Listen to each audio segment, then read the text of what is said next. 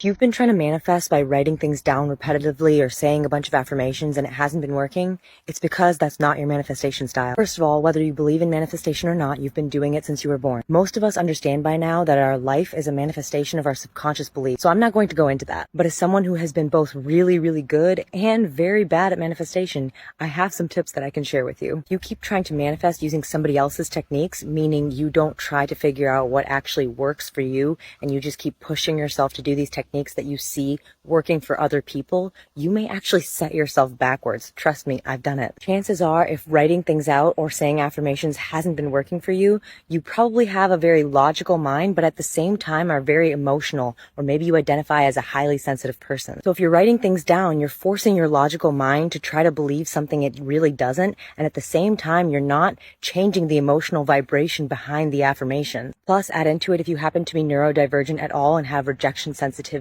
your mind will go out of its way to prove those things wrong, so you'll probably end up manifesting the opposite of what you were trying to do. Back when I used to be very negative, I unknowingly used this to manifest something I wanted. I had just gotten out of a bad relationship and I told myself, I will never date again, I don't even believe in love, blah, blah, blah. But my belief didn't really believe that, so it went out and tried to prove the opposite, and within 2 weeks, I met the love of my life, who I'm still with 8 years later. Now, that's not the way I would recommend to do it, but sometimes it does work that way. Instead, what I would recommend and what I do myself now is these 3 steps. First, I identify what I don't like in a very detached way. So I'm not complaining about it or feeling sad, but I'm just identifying it as something that I want to see change because it's not what I prefer. Second, and this is the most important, this is what replaces writing all the affirmations, is doing the energy work, changing the emotional vibration behind what it is. So I think about what I do want to feel in place of that thing that I want to replace, how it's going to make me feel, and focusing on that vibration of what it feels like. This involves meditation for sure. You must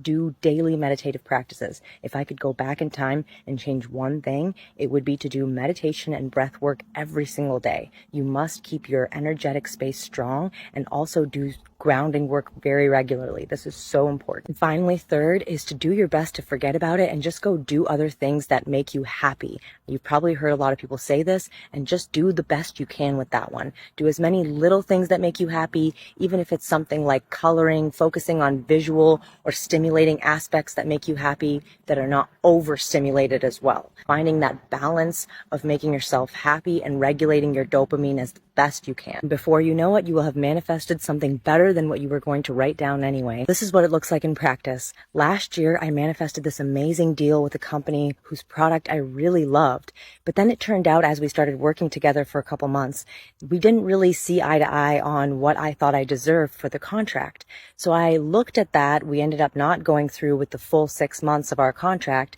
and I looked at that and I said, these are the things I don't like, and this is what I didn't prefer about the situation. I can detach from it and not feel bitter or angry about the situation anymore and just look at it as something, as a objective fact that I just wish to change.